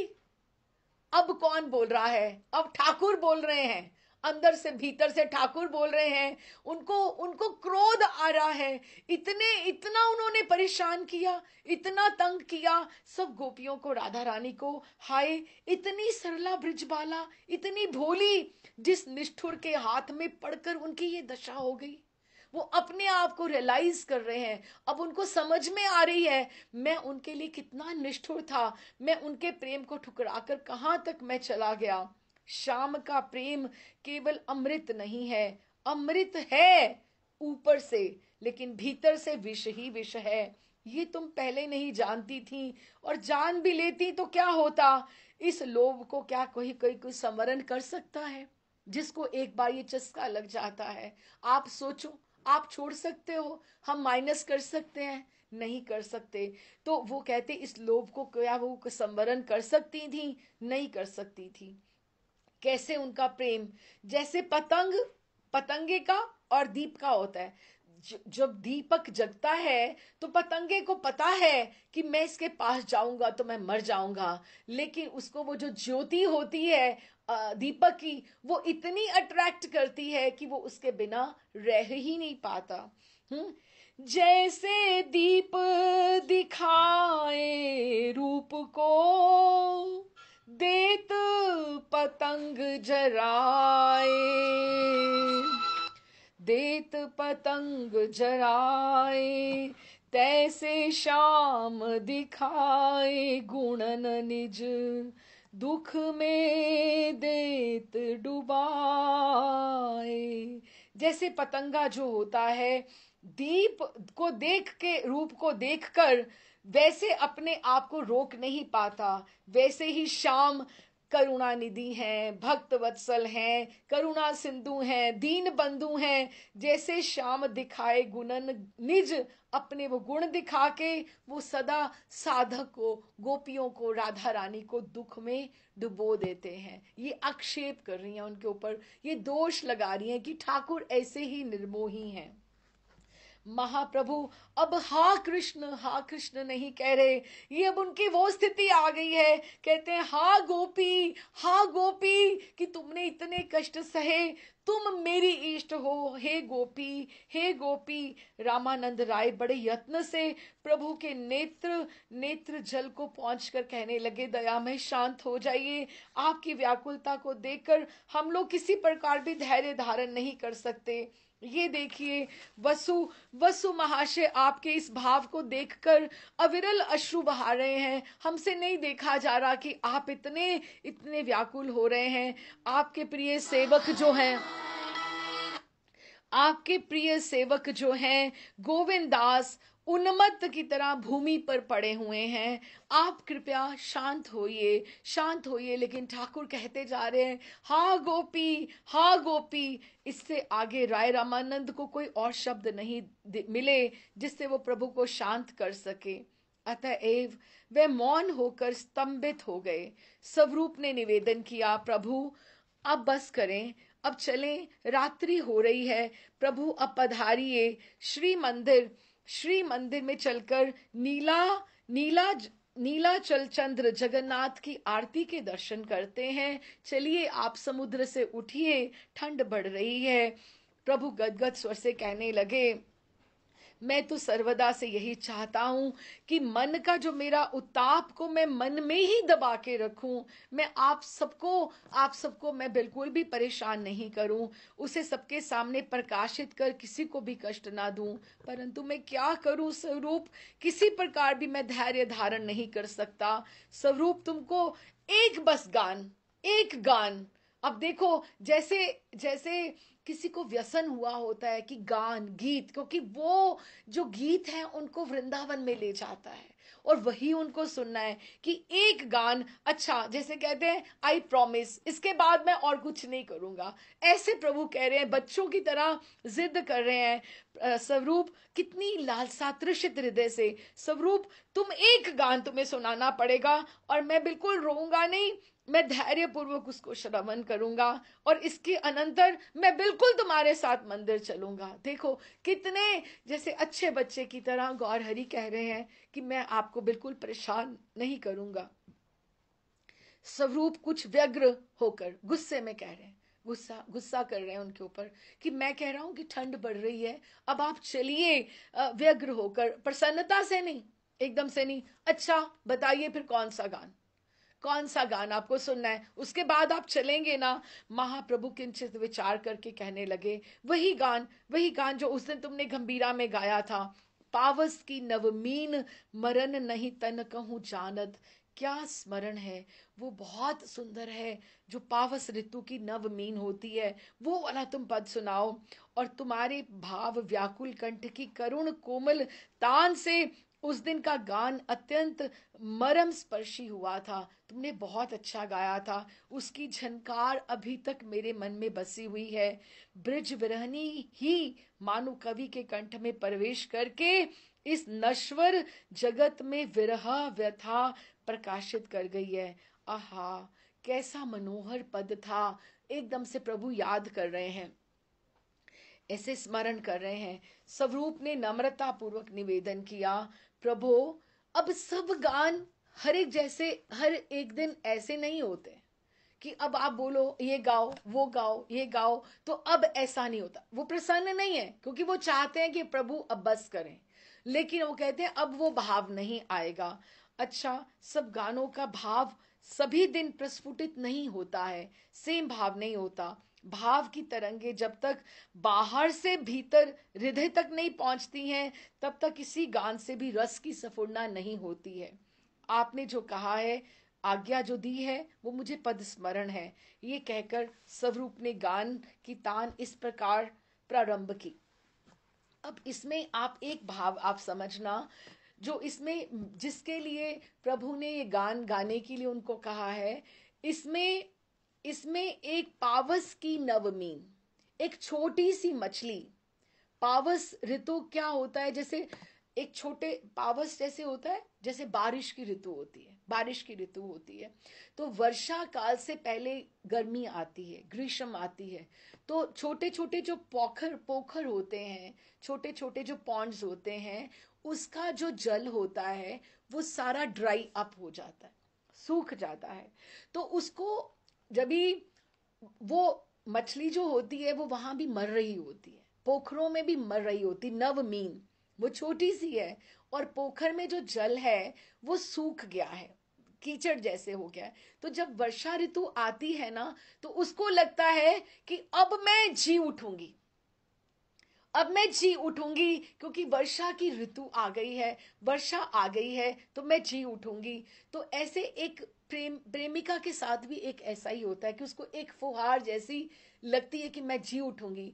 ये महर्षि ने, मैंने लिखा ये पीछे कि महर्षि इसका क्या अर्थ होता है, पावस की नवमीन। तो महर्षि ने समझाया बहुत सुंदर। तो कहते कि जो पोखर में से जब वर्षा प्रारंभ होता है ना, तो उसको लगता है कि पोखर को बनने भरने में तो बहुत समय लग जाएगा, है ना। तो ये जो बारिश की जो बूंद आ रही है ना, ये धरती पर तो बहुत जल्दी जल्दी ऐसे पड़ रही है। तो मैं ऐसा करती हूं कि मैं ये बारिश की बूंद के पानी का सहारा लेकर मैं ऊपर चढ़कर वर्षा की वहां पर मैं धरती पे चली जाती हूँ, क्योंकि इसको तो भरने में बहुत समय लगेगा, है ना। तो मैं चली जाती हूँ और वो जैसे ही बाहर जाती है, उसको कोई एक ऐसा पक्षी आता है जो उसको अपने क्लॉज में लेकर उड़ जाता है, तो वो वहीं पर मर जाती है। तो गोपियां कह रही हैं कि हमारी जो प्रेम में स्थिति है वो इस तरह से ही है कि ना हमें इधर चैन है, ना मिलन में सुख है, और ना ही विरह में, विरह में भी विरह है और मिलन में भी ठाकुर के जाने का विरहा ही विरहा है, दुख ही दुख दिखाई दे रहे हैं। अब मैं गाती हूं, अब आप समझ पाएंगे। कहाँ भयो ये सखी, ये मेरे साथ ही क्या हो गया, अक्षेप कर रही हैं। श्याम सो सरस प्रीति कर, कि शाम से मैंने तो सरस प्रीति की थी, उनको मन दिया था, लेकिन मेरे साथ ये क्या हो गया। निश दिन धड़कत प्राण है, सुलोचन झरत है झर झर। मेरा हृदय ऐसा है, अभी ये हो जाएगा, अभी ये हो जाएगा, तो मेरे धड़कत प्राण भी धड़क रहे हैं और नेत्र भी झरझर बह ही रहे हैं। मुझे क्या मिला, सोए हूं नहीं चैन है, नींद नश गई दृगन सो। ना तो मुझे सोने से चैन पड़ रहा है, ना मुझे नींद आ रही है, मेरी आंखों में नींद ही उड़ गई है। श्याम श्याम रट लगी है, तन कहूं उरत न मन सो। कि श्याम श्याम श्याम श्याम, बस यही मेरे को रट लगी हुई है। तनक हूं टरत ना मन सो, ये मेरे मन से कृष्ण का नाम हट ही नहीं रहा। और मेरी स्थिति कैसे है, पावस की नवमीन हूं, मरण नहीं तन कहूं जानत। कि मुझे तो पता भी नहीं मरना क्या होता है, अभी तो मैं नई नई पैदा हुई हूं, मैं तो प्रीति में नई नई आई हूं, नई मीन हूं वर्षा की ऋतु की। करके नव अनुराग, प्राण धीरज नहीं मानत। कि अब नया नया मेरा प्रेम हुआ ठाकुर के संग और मेरे प्राणों को धीरज नहीं आता। जो ये रस नहीं चखत है, सुखी है सोई जिए में। वही सुखी है जिसने कृष्ण प्रेम का रस नहीं चखा है। विष का घड़ा है ये, विष के लड्डू हैं ये, इसलिए वही अच्छा है। जो ये रस नहीं चखत है, सुखी है सोई जिए में। श्याम प्रेम चुभ गयो है, सेल सम मेरे हिये में। मेरे हृदय में शूल के समान ये श्याम का प्रेम जो चुभ गया है, ना अब वो आते हैं, ना वो मुझे मिलते हैं। मैं उनको कहाँ ढूंढूं सखी, मैं कहाँ जाऊं उनके पीछे। मैं वैरागी बनी, मैंने जोगिनी बनी, लेकिन मुझे वो प्राप्ति उनकी नहीं हुई। निष्ठुर श्याम को प्रेम है। देखो कितनी बड़ी आपको अथॉरिटी चाहिए इतना सब बोलने का। आप बोल सकते हो, जगत में आपको कोई समझेगा, क्यों आप फिर भक्त बने फिरते हो। अगर आप कहते हो ये विष का घड़ा है, विष का लड्डू है, देखो कितनी बड़ी बात कह रहे हैं। निष्ठुर श्याम को प्रेम है, सभी विधि है दुख को घर। श्याम का प्रेम क्या है, दुख का घर है। ये वॉर्न कर रहे हैं, फिर भी हम चल रहे हैं ना उस रास्ते पे। और क्या कहती हैं, निष्ठुर श्याम को प्रेम है, सबे विधि है दुख को घर। सुनत हूं ताको नाम, सखीरी लगत मोए है डर। कि अब तुम और नाम मत सुनाओ, मैं जैसे जैसे इसका नाम सुनती हूँ मुझे डर लगता है कि मैं भी मर ही जाऊंगी। ऐसे वो स्वरूप दामोदर ने गान जब विश्राम किया तो महाप्रभु राय रामानंद का हाथ ग्रहण करके, कर ग्रहण करके कहने लगे, रामा राय, उस दिन गंभीरा में ये जो पद सुना था उसकी अपेक्षा आज यहाँ इसमें भाव अधिकतर प्रस्फुटित हुआ है, आज ज्यादा अच्छा गाया गया है। स्वरूप दामोदर कह रहे थे ना मुझे नहीं गाना, नहीं व्यग्र होके पूछ रहे थे, लेकिन उनको नहीं बोल रहे हैं, राय रामानंद के सामने उनकी प्रशंसा कह रहे हैं कि आज ज्यादा अच्छा इन्होंने गाया है। मेरे कानों में केवल वही एक बसी झनकार है, पावस की नवमीन मरन नहीं तन कहूँ जानत। अब ये कितनी सुंदर सिमली है कि नई नई मीन, नया नया प्रेम किया, लेकिन वो एकदम से कोई ना कोई आकर उसको पकड़ लिया। फिर ठाकुर जी भी स्वयं समझाते हैं, कहते हैं तुमने रामाराय कभी देखा है या नहीं मुझे तो ज्ञात नहीं, परंतु ये बड़ा विचित्र दृश्य है। गांवों में छोटी छोटी पोखरें होती हैं, उनमें कुछ छोटी छोटी मछलियां होती हैं। जिस समय ग्रीष्म काल में प्रचंड धूप से उन पोखरों का जल सूखने लगता है, उस समय उन मछलियों को बहुत दुख प्राप्त होता है, क्योंकि वो कहीं जाकर बाहर जा भी नहीं सकती हैं। किसी कवि ने कहा है, आकुल जल बिन मीन परान। वास्तव में यही बात है।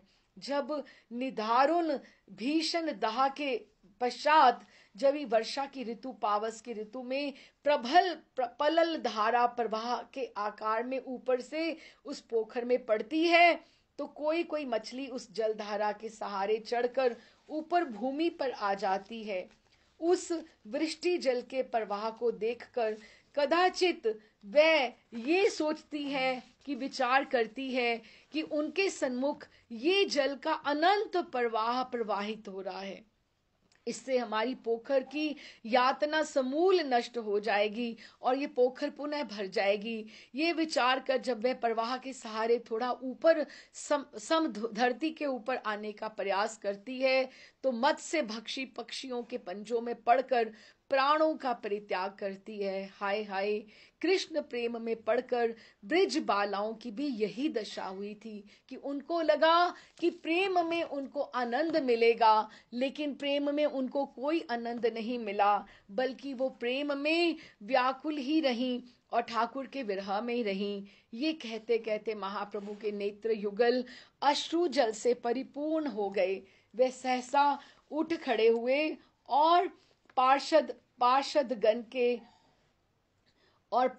गण के सहित श्री श्री जगन्नाथ मंदिर के आरती के दर्शन करने वो चल दिए। इसके साथ ये इस अध्याय का विश्राम होता है, जो अक्षेप अनुराग है। अब आगे अगला अध्याय कैसा प्रारंभ होगा उसके बारे में फिर देखेंगे अगली क्लास में। ये जो आज का मकर संक्रांति का जो प्रसंग है, तो बहुत सुंदर है और मैं गायन भी करना चाहती थी इसका। और पहले इसका भाव है, हम ठाकुर जी को ही, गौरहरि को ही सुनाते सुनाते इस भाव में, जैसे वो जगन्नाथ मंदिर में जा रहे हैं, एक माता यशोदा का सुनाएं और फिर प्रिया जी के साथ और ठाकुर जी का भी एक पद उनको सुनाएं। मात यशोदा पर्व मनावे,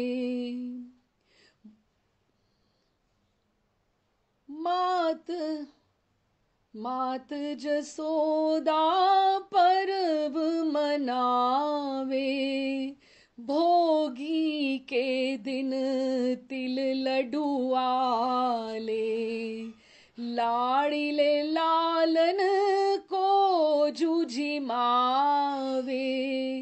अब माता यशोदा, इस उत्सव को ये 4 दिन का उत्सव मनाया जाता है और इसको भोगी उत्सव कहते हैं। जैसे कल हुआ लोहड़ी का, आज मकर संक्रांति का, और इस तरह से जैसे आगे चलेगा, तो माँ यशोदा कैसे मनाती हैं इनको। भोगी के दिन, ये भोगी का दिन बोला जाता है कि लड्डू बनाती हैं तिल के और लालन को बैठ के जिमाती हैं कि तुम ये खाओ। आज ठाकुर जी को तिल के लड्डुओं का भोग लगता है।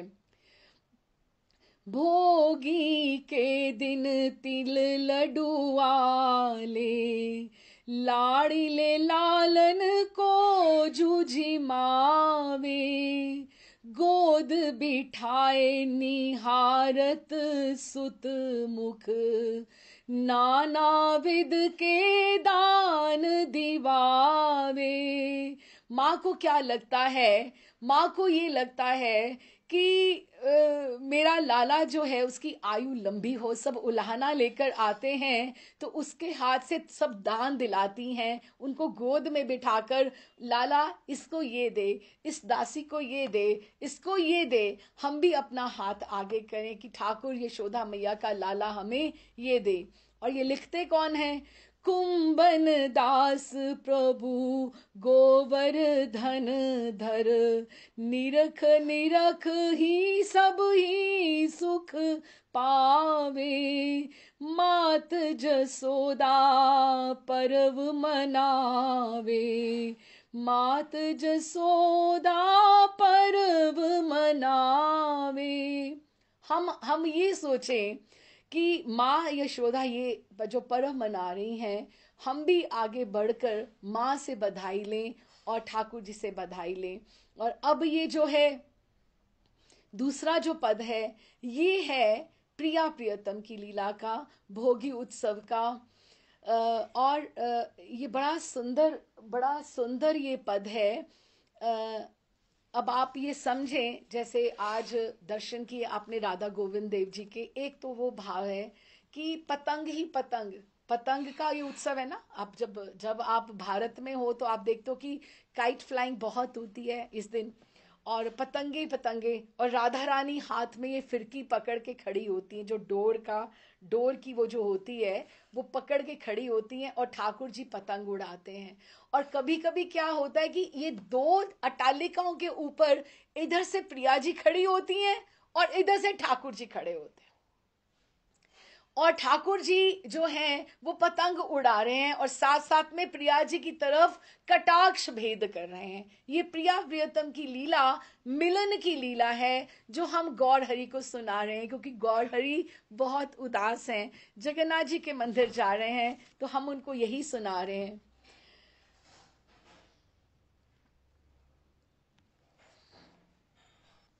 हाँ जी। अब आप इसको इमेजिन कीजिए कि कान्हा जो है अट्टालिका के ऊपर भवन पे छत पे चढ़े हुए हैं। कान अटा चढ़ी चंग उड़ावत, चंग किसको बोलते हैं? पतंग को बोलते हैं। कान अटा चढ़ी चंग उड़ावत, हो अपने आंगन हो तो हेरो। कर क्या रहे हैं? उड़ा तो उड़ा तो पतंग रहे हैं, लेकिन देख रहे हैं कहाँ? अपने आंगन में से, अपनी अटालिका में से प्रिया जी की तरफ, उनकी अटालिका की तरफ देख रहे हैं। हो अपने आंगन होते हेरो, लोचन चार भये नंद नंदन, काम कटाक्ष भयो भटु मेरो। और प्रिया जी फिर आक्षेप कर रही हैं, आक्षेप पे हैं हम, कि प्रिया जी अपनी सखी को कहती हैं, देखो देखो, उड़ा तो ये पतंग रहे हैं, लेकिन काम कटाक्ष मेरी तरफ दे रहे हैं। काम कटाक्ष भयो भटु मेरो। भटु किसको बोलते? सखी।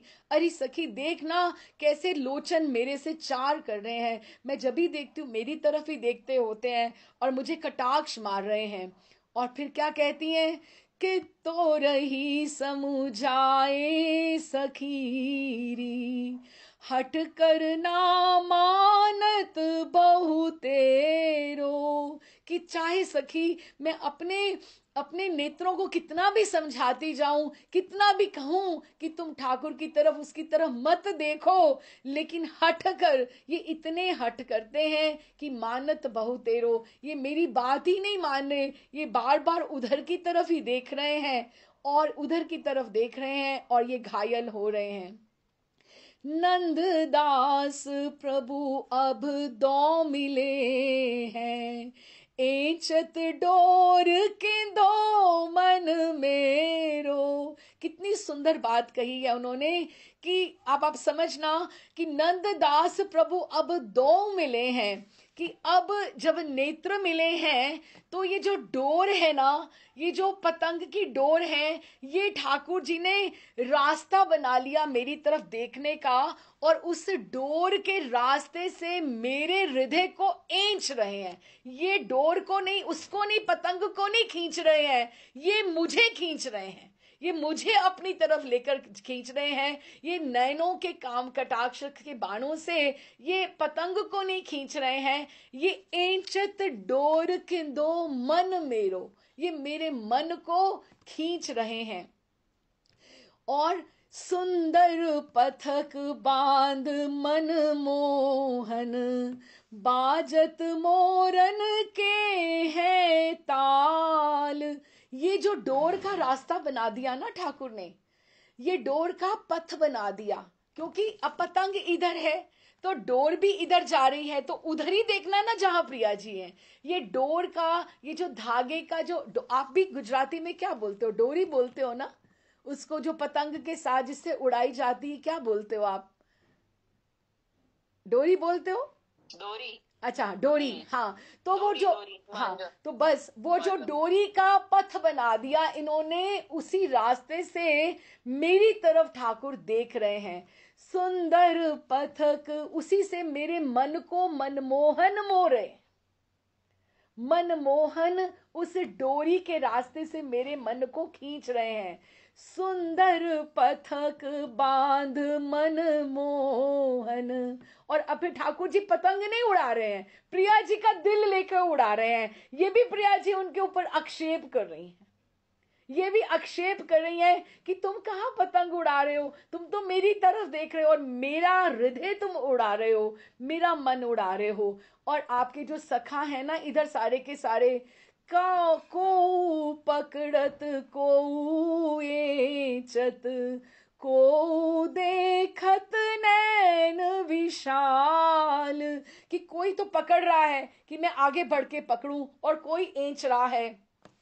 को ना को करत कुलाहल, को बजत बाहु करताल, कि ठाकुर जी जैसे जीत रहे हैं, जीत रहे हैं। कोई तो ताली बजा रहा है और कोई ताल ठोक रहा है, अपनी भुजाओं को आगे आगे बढ़कर कह रहा है, लेकिन प्रिया जी और उनकी सखियां धाराशायी हो रही हैं कि ठाकुर वो सबको प्रसन्न देख रही हैं, और ये जो है ये मरी जा रही हैं, क्योंकि इनको प्रेम के कटाक्ष के बाण लग रहे हैं, तो इनको प्रसन्नता नहीं हो रही। कोई गुड़ गुड़ी सो रिझवान, कोई एक दूसरे को गुड़ खिला रहा है, तिल के लड्डू खिला रहा है। आपन खींचत डोर रसाल, और मेरे मन को ही ठाकुर जी खींचते जा रहे हैं। परमानंद स्वामी मन मोहन, रीज रहत एक ही तत्काल, कि एक ही दृष्टि में, एक ही बार देख के, एक ही बार ठाकुर जी ऐसे रीझ गए हैं कि मेरा मन मनमोहन। बार बार उन्होंने एक ही ठाकुर जी ने संबोधन उन्होंने प्रयोग में लेकर आए हैं, मनमोहन। ये पतंग नहीं उड़ा रहे, ये प्रिया जी का मन उड़ा रहे हैं, उसी को खींच रहे हैं, उसी की तरफ देख रहे हैं। और डोरी को क्या रास्ता बना दिया उन्होंने, क्योंकि देखते उधर ही हैं जहां प्रिया जी दूसरी अटालिका पे हैं। और अब ये कृष्णदास जी का एक और छोटा सा पद है, बन ठन भोगी रस विल सत को। अब ये क्या है, ये दोनों खड़े हैं, इकट्ठे खड़े हैं। कैसे? अब आप शब्द समझना कितने, कि दोनों सुबह सुबह एकदम से अटालिका पे चढ़ गए। आप आनंद लो इसका। और एक दो शब्द आएंगे इसमें। ये बहाना है कि हम पतंग उड़ा रहे हैं, ये रस का विलास है, ये रस का विहार है। और भवन के ऊपर, अटालिका के ऊपर चढ़कर तो क्या पहना, जैसे बच्चे वो कान वाली टोपी एकदम से पहन लेते हैं ना, ऐसे क्लॉक जैसे, है ना, जल्दी से एकदम से अपने आप को कवर। ऐसे प्रिया प्रियतम ने दोनों ने ऐसे पहना, उसको क्या बोलते हैं? फरगुल। फरगुल, पहले हम शब्द समझ लें फिर बीच में नहीं रुकेंगे। कि वो दोनों जने ऐसे, उन्होंने टोपी कानों के ऊपर भी धारण की हुई है, और शीत, क्योंकि सुबह सुबह बहुत शीत है, ठंड में ही ऊपर चले गए हैं। आज की ये लीला है। आज हमें इसी को चिंतन करना चाहिए। हमें हमें भी ठाकुर जी को यही कहना चाहिए कि हमारे मन की डोर है ठाकुर है राधा रमन अपने हाथ में रखना, और उड़ाना कहाँ पे? केवल वृंदावन के आकाश में उड़ाना, केवल वृंदावन के अपनी चौखट के आसपास ही रखना, कि कहीं अगर हम कट के कहीं गिर भी गए तो वृंदावन में गिरेंगे, आपकी चौखट से दूर नहीं होंगे। हमारे मन की पतंग को हे ठाकुर जी, हे प्रियालाल जी, आज उड़ाओ, आज उड़ाओ, जहां मर्जी लेके जाओ, लेकिन वृंदावन के आकाश में लेके जाना, वृंदावन में ही हमें खींचना। आप इधर से भी खींचना, थोड़ा थोड़ा ढील भी देनी होगी तो वहीं दे देना, खींचना भी होगा वहीं देना, लेकिन वृंदावन में ही रखना। तो फिर क्या बोलते हैं कि सखियां सारी की सारी उनके लिए गुड़ के लड्डू, तिल के लड्डू, और सब साथ साथ में काम कर रहे हैं ना, खेल रहे हैं, दोनों विलास कर रहे हैं, तो वो सब लेकर आती हैं। तो कैसे कहती हैं? बन ठन के आए हैं खेलने के लिए, पतंग उड़ाने के लिए ऊपर। बन ठन भोगी रस विलसत को, भोर भवन ठाड़े पिय प्यारी। ऊपर चढ़ के ठाड़े हैं भवन के ऊपर, कौन? पिय और प्यारी इकट्ठे। पहला जो पद था अलग अलग था, लेकिन आज अभी ये दोनों इकट्ठे खड़े हैं। ओढ़े खवाए फरगुल जो परस पर, एक दूसरे को, प्रिया जी आपको ठंड लग रही होगी, उनको भी फरगुल अच्छे से धारण करा दिया है और खुद भी पहन लिया है। ओढ़े कवाए फरगुल जो परस पर, शीत समय सुंदर सुखकारी, कि शीत के समय अच्छे से कान लिप और सिर ढक लें, अच्छे से पहन लें। और इस समय क्या है? हेमंत और शिशिर दोनों ऋतुएं ठाड़ी हैं, है? दोनों ऋतुएं, एक आ रही है एक जा रही है। ऋतु हेमंत शिशिर दो ठाड़ी, लेकर सौज विविध रुचिकारी। दोनों ऋतुएं पर्सोनिफाइड होकर, मीन्स वो सखियां बनकर आई हैं ठाकुर जी के पास। ये खाइए ना, ये लीजिए ना। और सौंज किसको बोलते हैं? जो फली होती है ना, मूंगफली, मूंगफली, ग्राउंडनट्स, जो जुगू जिसको हम बोले, मूंगफली जो उसके अंदर होती है, तो वो सौंज लेकर विविध रुचिकारी, उसके साथ बहुत सारे उन्होंने व्यंजन बनाए हैं, मिठाइयाँ बनाई हैं। वो हेमंत और शिशिर दोनों ऋतुएं आकर अपनी सेवा संपादन कर रही हैं। ऋतु हेमंत शिशिर दो ठाड़ी, लेकर सौज विविध रुचिकारी। कृष्णदास, और ये जो सब पद पदावली है, हमने परमानंद दास जी की पढ़ी, कृष्णदास जी की पढ़ी, ये सब सिद्ध सखाओं ने जो ठाकुर जी के दर्शन किए हैं उनको ही हमारे लिए लिख छोड़ा है, ताकि आज हम भी आनंदित हो रहे हैं उसी भाव को देखकर। कृष्णदास प्रभु को मुख निरखत, अति आतुर भय है पिय प्यारी, कि प्रिया जी को और ठाकुर जी को खूब आनंद हो रहा है। मकर संक्रांति पे दोनों इकट्ठे पतंग उड़ा रहे हैं, और सखियां उनको विविध मिष्ठान, मूंगफली और तिल के और गुड़ के लड्डू पवाकर खूब प्रसन्न हो रहे हैं। और हम भी कहीं वहीं पर ठाकुर जी के दर्शन करें, और हम भी बोलें कि हे ठाकुर जी, हम आपसे बोलें कि आप हमारे भी मन को अपने पास, उसकी डोरी को, हमारे मन की डोरी को आप अपने हाथ में रखना, हमें इधर उधर मत जाने देना कहीं पर। हम कहीं संसार की तरफ जाते होंगे तो जरा सा खींच लेना, इधर ले आना अपनी तरफ, और वृंदावन के आकाश में ही रखना। यही बस सुंदर भाव के साथ आज का मकर संक्रांति, मुझे नहीं पता था कि ये हम पढ़ने वाले हैं, तो बस ये ठाकुर जी की इच्छा थी, शायद आज ही क्लास होनी थी, तो आज हमने इसी भाव से इसका विश्राम किया। तो सबको खूब खूब मकर संक्रांति की बधाई हो, और ठाकुर जी हम सबकी भक्ति बढ़ाएं और सबके मनों की डोरी को अपने पास रखें। इसके साथ ही विश्राम करते हैं। राधे श्याम जी।